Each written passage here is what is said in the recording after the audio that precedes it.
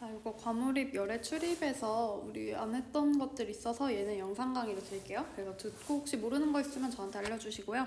우선은 첫 번째, 발열 반응과 흡열 반응 구분하는 것부터 보겠습니다. 자, 그래서 우리가 발열 반응 같은 경우는 화학 반응이 일어날 때 열을 방출하는 반응이라고 생각하시면 되거든요. 그래서 방출한다면 당연하게도 주위 온도가 증가한다라고 생각하면 되겠죠.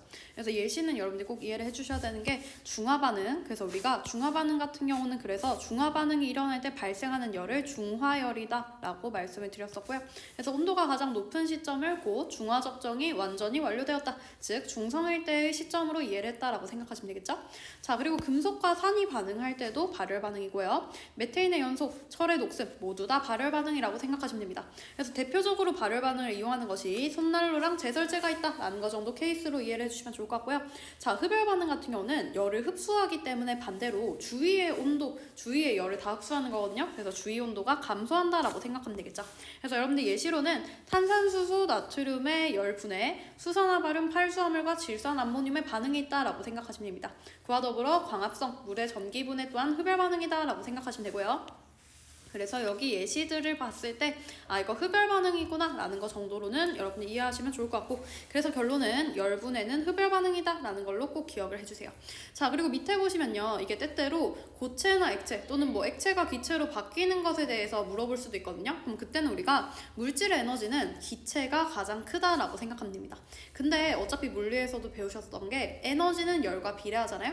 그래서 우리는 고체가 액체가 된다면 곧 상대적으로 얘들 같은 경우는 에너지가 커진다라고 생각하면 되고요. 에너지가 커지려면 열을 흡수해야 되잖아요. 그래서 얘들은 흡열 반응이구나 라고 생각하시면 되고요. 반대로 액화 반응 같은 경우는 기체가 액체로 돌아가는 거죠. 얘들 같은 경우는 에너지가 낮아지는 거기 때문에 그만큼 낮아지는 에너지가 방출돼서 발열 반응이다 라고 생각을 하시면 되겠죠.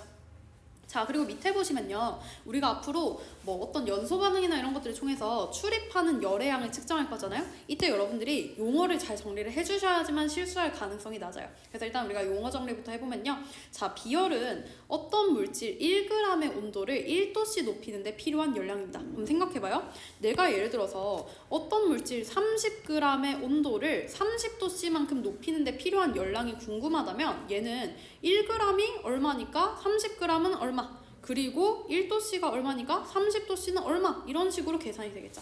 그래서 얘들 핵심은 뭐냐면요, 단위가 그래서 줄 퍼 그램과 온도라고 생각하시면 됩니다. 이걸 옮겨보면요, 줄 나누기 그램이랑 온도라고 생각하면 돼요. 그럼 결론은 뭐냐면요, 여러분들이 원하는 일정한 질량 그리고 일정한 온도 변화를 보시는데 이걸 곱하면 그때의 열량이 나온다라고 해석을 해주시면 됩니다. 자, 그리고 같은 맥락으로요, 연료량은 뭐냐면 어떤 물질의 온도를 1도씨 높이는데 필요한 열량이에요. 그럼 얘들은 결론이 지금 여기서 질량 안 나와있죠. 즉 얘들 같은 경우는 질량이 영향을 주는 지표가 아닌 거예요. 그래서 어떤 물질의 온도를 1도씨 높이는 데 필요한 열량이 곧 연료량이에요. 그래서 얘들은 단위로 친다면 이런 식으로 나오잖아요. 여기서 이런 식으로 나올 거고요. 여러분들은 어떤 온도가 몇 도씨인지만 곱한다면 그에 따른 열량을 확인할 수 있다라고 생각을 하시면 되겠죠. 그래서 결론은 여러분들이 비열을 활용하려면 뭐가 필요하냐면 질량과 온도 변화가 필요한 거고요. 그리고 연료량은 온도 변화만 필요한 거예요. 그래서 우리는 이 비열과 연료량이라는 지표를 통해 뭐가 궁금하냐면 열의 에너지, 열량이 궁금한 겁니다. 그래서 밑에 보시면 비열 곱하기 질량 곱하기 온도 변화, 연료량 곱하기 온도 변화가 곧 열량이다 라고 주어져 있고요. 그럼 결론은 열량이라고 하는 건 일반적으로 줄이라고 하는 단위를 쓴다라고 생각하면 되겠죠.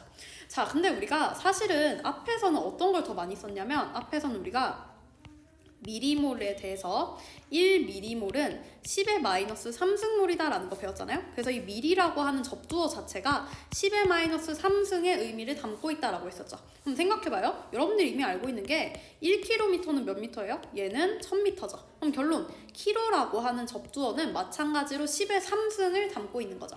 그래서 여러분들이 이번 파트에서는 조금 더 많이 쓰이는 게 뭐냐면 결론은 1kg줄은 1000줄이다 라는 걸 잘 이해를 해주시면 돼요. 그러면 바꿔보시면 1줄은 10의 마이너스 3 K줄이겠죠. 근데 사실은 요거는 거의 안 쓰이고 요거까지만 잘 이해를 하셔도 충분히 여기 문제 잘 푸실 수 있어요. 그래서 여러분들이 연용량 관련된 열량을 풀 때는 키로라고 하는 접두어가 잘 쓰인다라는 거 정도로 이해를 해주시면 되고요. 자, 그래서 결론. 비열과 연용량 중 질량과 온도가 모두 필요한 것은 비열이구나 라는 거 꼭 이해를 해주시면 되고요. 그래서 얘들은 여러분들이 주어를 정확하게 파악해서 대입을 해서 뭔가 요구하는 것들을 구하시면 된다라고 이해를 해주시면 될 것 같아요. 자, 그래서 간이열량계와 통열량계 두 가지들 장치를 우리가 썼거든요. 그럼 간이라는 건 말 그대로 구조가 간단하죠. 근데 단열이 잘 안 되죠. 그래서 얘들은 정확도가 비교적 떨어진다라고 생각하면 되고요.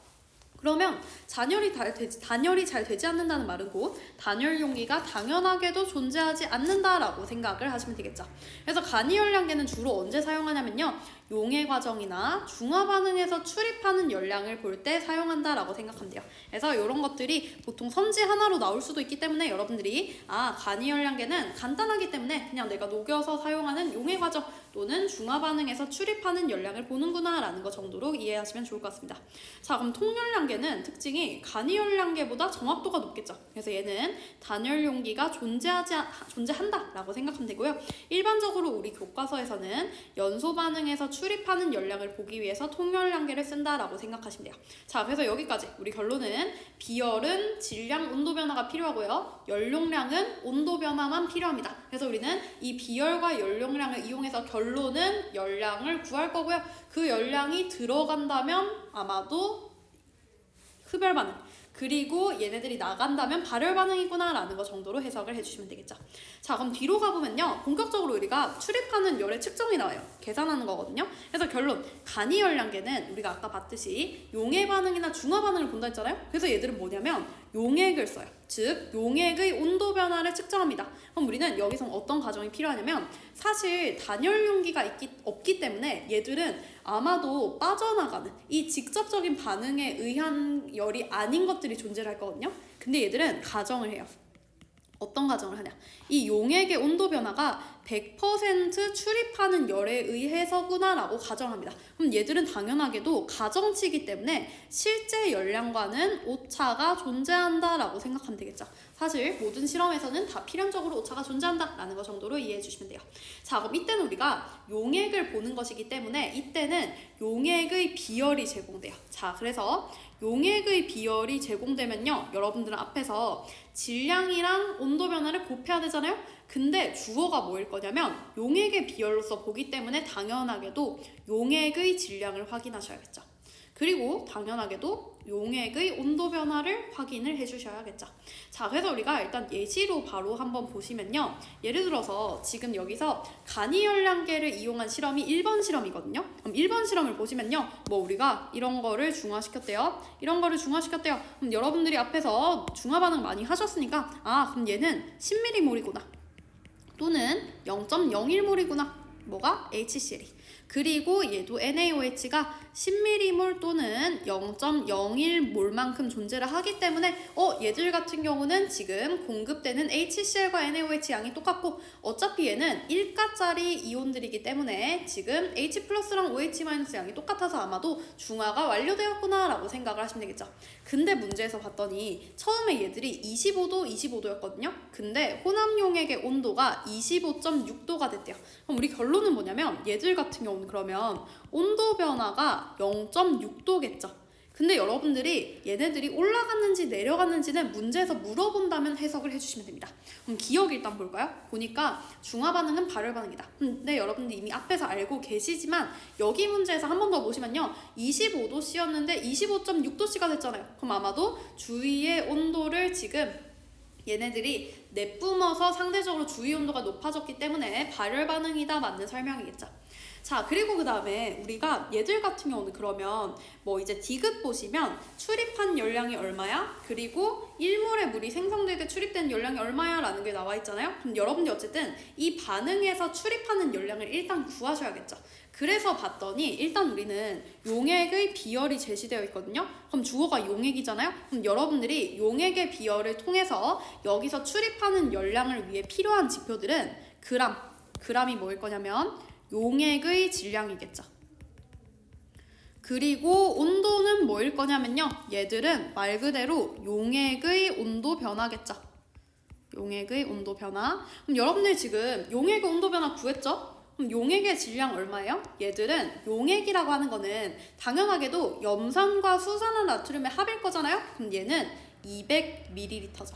근데 생각해봐요. 여러분들 밀리리터는 질량이 아니잖아요? 얘 부피죠. 근데 우리 근데 질량을 구해야 되는데 부피를 구하면 못하잖아요. 그래서 아니나 다를까 용액의 밀도가 제시되어 있죠. 자, 그럼 우리 용액의 밀도가 나와 있으면 얘는 1g이 1ml이다 라고 써먹으라 했고요. 그럼 200ml는 당연하게도 200g이죠. 즉 결론은 우리 지금 질량까지 다 구한 거예요. 용액의 질량. 자, 그러면 우리는 용액의 질량 구했고 이때 용액의 온도 변화를 구했기 때문에 여기서 지금 이 실험에서 출입한 열량은 지금 4.2줄 나누기 그램 퍼 온도인데 몇 g이냐? 200g이고요. 몇 도씨냐? 0.6도씨만큼 변했죠. 자, 그럼 이거 계산 한번 해보시면요. 그럼 얘는 여기다가 10 주고 여기다가 10 주면 42 곱하기 2 곱하기 6 이렇게 나올 거잖아요. 그럼 계산하시면 여기 84 그리고 또 계산하시면 여기 504 나오면서 504 쓰고 지금 단위가 줄이었죠. 그래서 504줄이겠네요. 그럼 결론 이 실험에서 출입한 열량은 504줄이고요. 만약에 들어왔냐 나갔냐를 본다면 얘들은 발열 반응이기 때문에 실험에서 방출된 열량이라고 고쳐도 맞는 설명이겠죠. 다만 들어온 열량이라고 한다면 틀린 설명이라고 생각하시면 됩니다. 뭐 흡수한 열량, 들어온 열량. 그래서 어쨌든 이해는 맞는 설명이다 라고 보시면 되고요. 자, 그럼 여러분들이 디귿 같은 선지를 어려워하거든요. 디귿 보시면요. 궁금한 게 일몰에 물이 생성될 때 출입하는 열량이 궁금해요. 그럼 봐봐요. 우리 지금 이 실험에서는 결론 504줄이 출입했어요. 근데 이 504줄은 어떤 반응에 의한 거냐면 HCl 0.01몰과 NaOH 0.01몰을 반응시킬 때 출입한 열량이잖아요. 그러면 얘들이 반응하면 물이 0.01몰만큼 생성되겠죠. 즉 결론 H2O가 0.01몰 생성되면요 열량이 504줄인 거예요. 그러면 우린 지금 디귿에서 궁금한 게 1몰의 물이 생성될 때 출입하는 열량이거든요. 그러면 0.01몰이 504줄이면 H2O 1몰은 여기다가 100만큼 곱해주시면 되겠죠. 자, 그럼 얘들은 지금 504 곱하기 100이니까 505만 400줄이다 라고 나올 거잖아요. 근데 잘 봐요. 지금 단위가 킬로줄이라고 나타나 있죠.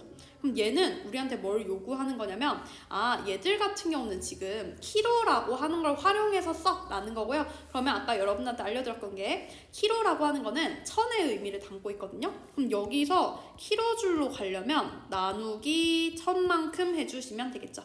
그럼 얘는 지금 계산해 보시면 50.4 킬로줄인 거 보이시나요?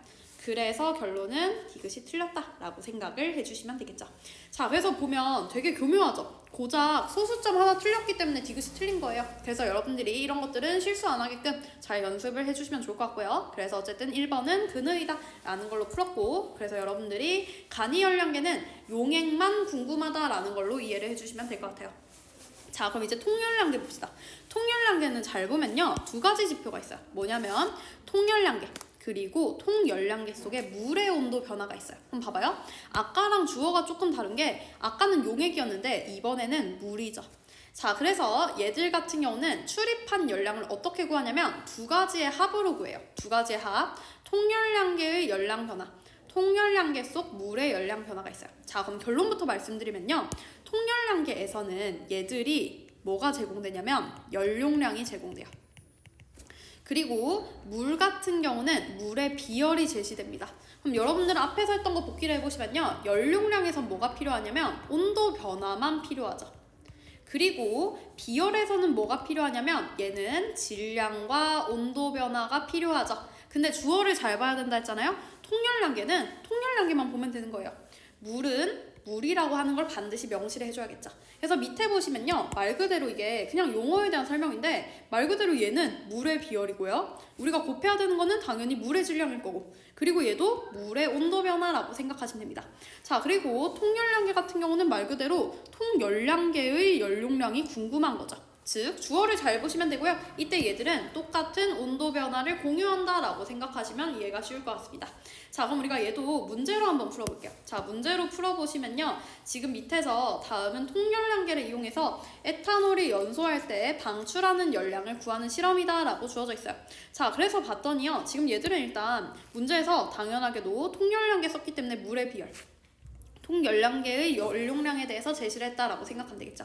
자, 그럼 우리 얘들은 총 열량은 두 가지로 계산이 돼요. 어떻게 두 가지냐? 통열량계에 의한 것, 두 번째로는 물에 의한 것을 더해준다라고 생각하면 되거든요. 그럼 우리 일단 보면 통열량계는 3kJ, 그리고 이거 제가 잘못 썼어요. 얘가 온도만 존재하겠죠. 왜냐? 열용량이니까. 자, 그럼 우리는 지금 온도 변화가 얼마냐면요.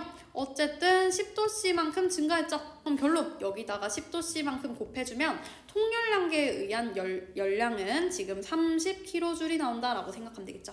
자, 그리고 물 같은 경우는요. 비열이 제시됐으니까 일단 쓰시면 4.2kJ, kg과 온도가 있어요. 자, 그럼 여러분들은 주어가 물이잖아요? 그럼 뭘 찾아야 되냐면 물의 질량, 여기서 사용한 물의 질량, 그리고 물의 온도 변화를 쓰시면 되고요. 아까 말씀드렸던 게 어차피 똑같은 온도 변화를 공유하잖아요? 그래서 10도씨 1번 항목이랑 동일하게 썼고, 그럼 우리 물을 얼마나 썼는지를 보면 이거 두 개 더하시면 안 되죠.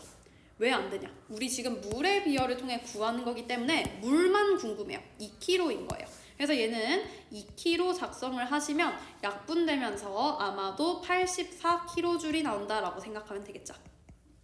자, 그럼 결론. 지금 이 실험에서는 총 열량이 얼마냐? 30kJ 더하기 84kJ 해서 114kJ만큼이 방출되고 있잖아요.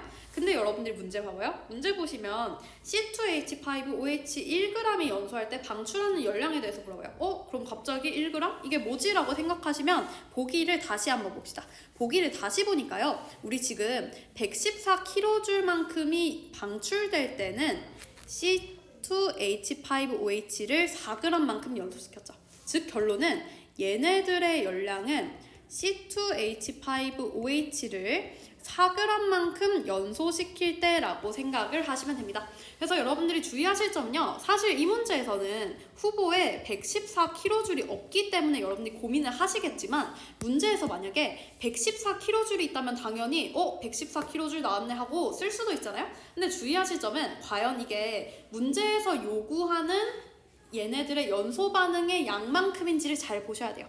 즉 우리가 구한 114kJ는 C2H5 4g이 연소할 때고요. 내가 궁금한 거는 1g이 연소할 때가 궁금한 거죠. 그럼 봐봐요. 4g 연소할 때 114kJ면 1g은 4g에서 나누기 4한 거잖아요. 즉 여러분들은 114 나누기 4만큼이 얘네들이 1g 연소할 때 방출한 열량일 거고요. 그럼 계산해 주시면 얘들은 계산이 이렇게 되면서